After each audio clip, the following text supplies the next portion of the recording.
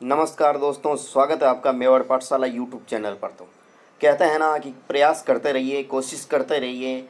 और सुना ही होगा आपने कि चाबियों के गुच्छे से आखिरी चाबी भी आपका ताला खोल सकती है। तो उसी तरह अपनी तैयारी रेगुलर रखें, आपका सिलेक्शन 100% होगा। तो आज अपन इस क्लास में पढ़ेंगे संविधान निर्माण से संबंधित जो भी क्वेश्चन है उनके बारे में विस्तृत अध्ययन करेंगे। एक संविधान निर्माण एक ऐसा मूलभूत कानून जिसका पालन करने के लिए सरकार एवं नागरिक यानी सरकार और नागरिक दोनों बाध्य हो, यानी कि दोनों को उनके नियम कानून मानने होंगे, संविधान कहलाता है। संविधान कितने प्रकार के होते हैं? 2 प्रकार के होते हैं, लिखित संविधान, अलिखित संविधान। कौन कौन से होते हैं दोस्तों? लिखित और अलिखित। लिखित यानी जो लिखा हुआ है, अलिखित यानी जो लिखा हुआ नहीं है। तो लिखित संविधान सर्वप्रथम अमेरिका में 1789 में लागू हुआ। लिखित संविधान जो कहाँ पर लागू हुआ? 1789 में अमेरिका में लागू हुआ। और इसके रचयिता कौन थे? हैमिल्टन, जो कि आधुनिक विश्व के देशों के संविधान का जनक कहा जाता है। हैमिल्टन को आधुनिक विश्व के देशों के संविधान का जनक किसको कहा जाता है? हैमिल्टन को कहा जाता है। दूसरा संविधान कौन सा होता है? अलिखित संविधान, जो कि परंपरा व रीति रिवाज पर आधारित होता है। जो परंपराएं चली आ रही हैं उनके आधार पर आधारित होता है। और ये ब्रिटेन और सऊदी अरब का जो संविधान है, अलिखित संविधान है। वहाँ का संविधान जो है लिखा हुआ नहीं है। आपको ये ध्यान रखना है। कहाँ कहाँ का? ब्रिटेन और सऊदी अरब का। भारत में संविधान, देखो, संविधान की मांग 1895 में बाल गंगाधर तिलक ने स्वराज विधेयक अथवा संविधान विधेयक के तहत की। 1934 में एम.एन. राय ने औपचारिक रूप से संविधान सभा की मांग की। किसने की? एम.एन. राय ने 1934 में। क्रिप्स मिशन कब आया? 1942 में। द्वितीय विश्व युद्ध के बाद संविधान सभा का गठन किया जाएगा, क्रिप्स मिशन ने बोला था। और कथन है महात्मा गांधी का post dated cheque. Pandit Jawaharlal Nehru का कथन है दिवालिया बैंक का चेक। यानी क्रिप्स मिशन को महात्मा गांधी ने पोस्ट डेटेड चेक यानी ऐसा चेक जिसकी डेट निकल चुकी है, और पंडित जवाहरलाल नेहरू ने कहा था कि ये तो दिवालिया बैंक का चेक है, मतलब कि जो बैंक पहले से ही दिवालिया हो चुका है उसका चेक है, उसका चेक को लेके क्या करना। संविधान सभा की पहली बैठक 9 दिसंबर 1946 को हुई थी। वर्तमान संसद भवन में सबसे वरिष्ठ सदस्य सच्चिदानंद सिन्हा अस्थायी अध्यक्ष बनाए गए थे, जिनको सच्चिदानंद सिन्हा। मुस्लिम लीग द्वारा बहिष्कार किया गया इसका संविधान सभा का। दूसरी बैठक 11 दिसंबर 1946 को, यानी उसके 2 दिन बाद ही दूसरी बैठक का आयोजन किया गया, जिसका स्थायी अध्यक्ष बनाया गया था डॉक्टर राजेंद्र प्रसाद को। जो पहली जो सभा थी उसका अस्थायी अध्यक्ष सच्चिदानंद सिन्हा को बनाया गया। दूसरी में स्थायी अध्यक्ष बनाया गया डॉक्टर राजेंद्र प्रसाद को, और उपाध्यक्ष बनाया गया एच.सी. मुखर्जी को। संवैधानिक सलाहकार, संविधान के बारे में जो भी सलाह देने वाला, बी.एन. राव। और तीसरी बैठक 13 दिसंबर 1946, यानी कि 2-2 दिन की गैप है इनमें। 11 के बाद 12 को नहीं हुई थी वापस, और 13 को हुई थी, और इधर 9 को हुई, 10 को नहीं हुई, 11 को हुई।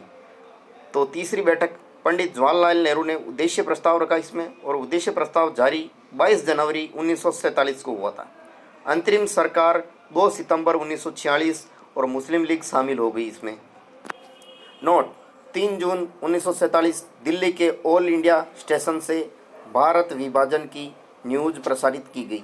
यानी कि ऑल इंडिया जो स्टेशन है उससे 3 जून 1947 को भारत का विभाजन किया जाएगा, इसके बारे में न्यूज़ फैलाई गई।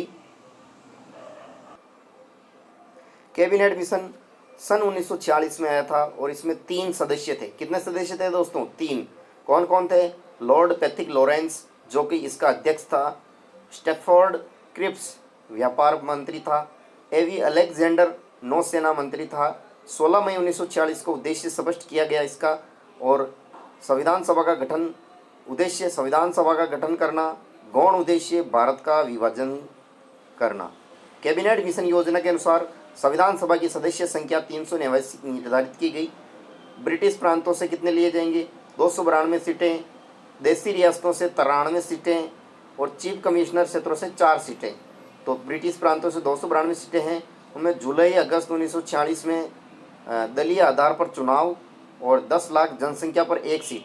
यानी कि आपके पास अगर 10 लाख जनसंख्या है उस एरिया में एक सीट निर्धारित की गई। कांग्रेस को 208, मुस्लिम लीग को 73 सीटें मिली और शेष अन्य निर्दलीय को मिली। और नियुक्ति का आधार देसी रियासतों को दिया गया इसमें।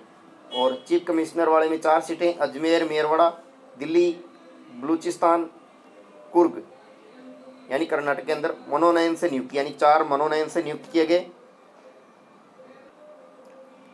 नोट, 2 वर्ष 11 माह 18 दिनों में संविधान सभा की कुल 11 बैठकें हुई, जिसमें संविधान निर्माताओं ने लगभग 60 देशों के संविधान का अवलोकन किया, यानी 60 देशों के संविधान को देखा उन्होंने कि उनमें क्या क्या अच्छी चीज़ें हैं, उनको अपने भारत में लागू किया जाए। तो संविधान का प्रारूप पर 114 दिनों तक विचार हुआ। कितने दिनों तक विचार हुआ? तो 114 दिनों तक। संविधान सभा के वाचन क्या क्या है?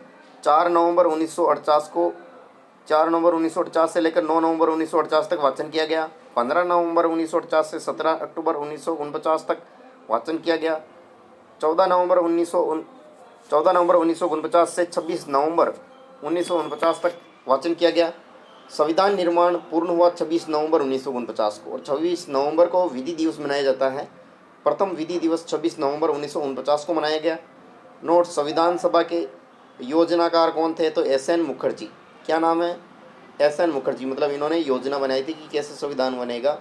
संविधान सभा की आलोचना, यानी संविधान सभा जो थी उसकी बुराई किस किसने की? तो ग्रेनविल ऑस्टिन ने। भारतीय संविधान सभा एक दलीय देश का एक दलीय निकाय है, जिसमें सभा ही कांग्रेस तथा कांग्रेसी सभा है। लॉर्ड विस्काउंट। भारतीय संविधान सभा हिंदुओं का निकाय है। आइवर जेनिंग्स ने कहा था यह सभा वकीलों का स्वर्ग है। क्या है? वकीलों का स्वर्ग। भारतीय स्वतंत्रता अधिनियम 1947 या माउंटबेटन योजना, उपनाम क्या क्या है? भारत विभाजन योजना, 3 जून योजना, डिक्की बार्ट योजना। तो इस योजना के अनुसार संविधान सभा में सदस्यों की संख्या 324 निर्धारित की गई थी। माउंटबेटन योजना के अनुसार 235 ब्रिटिश भारत के लिए और 89 देसी रियासतों के लिए। पुनर्गठन के बाद सदस्य संख्या 299 रही, 229 ब्रिटिश भारत और 70 देसी रियासतों से। संविधान सभा का पुनर्गठन 31 अक्टूबर 1947 को किया गया। भारत विभाजन के बाद संविधान सभा की पहली बैठक 31 अक्टूबर 1947 को की गई। अंतिम बैठक 24 जनवरी 1950 को हुई थी। कुल बैठक 165 प्लस 1 166 बैठकें हुई थी। संविधान सभा की प्रतियों पर 284 हस्ताक्षर हुए। जो संविधान सभा की जो कॉपियाँ थी यानी पेज थे, उन पर 284 हस्ताक्षर हुए। सर्वप्रथम हस्ताक्षर पंडित जवाहरलाल नेहरू ने किए थे। सबसे अंत में हस्ताक्षर किसने किए? डॉक्टर राजेंद्र प्रसाद ने किए थे। राजस्थान में सर्वप्रथम हस्ताक्षर बलवंत राय ने किए थे। भारत के संविधान के पिता या आधुनिक मनु की संज्ञा भीमराव अम्बेडकर को दी जाती है, यानी आधुनिक मनु और संविधान के पिता यानी संविधान का जो पिता है वो डॉक्टर भीमराव अम्बेडकर को माना जाता है। तो दोस्तों, आज की अपनी क्लास यहीं समाप्त होती है। मिलेंगे नेक्स्ट क्लास में कल। धन्यवाद। जय हिंद। पढ़ते रहिए, कोशिश करते रहिए, क्योंकि कोशिश करने वालों की कभी हार नहीं होती है, इसलिए कोशिश करते रहिए। धन्यवाद। जय हिंद, जय भारत।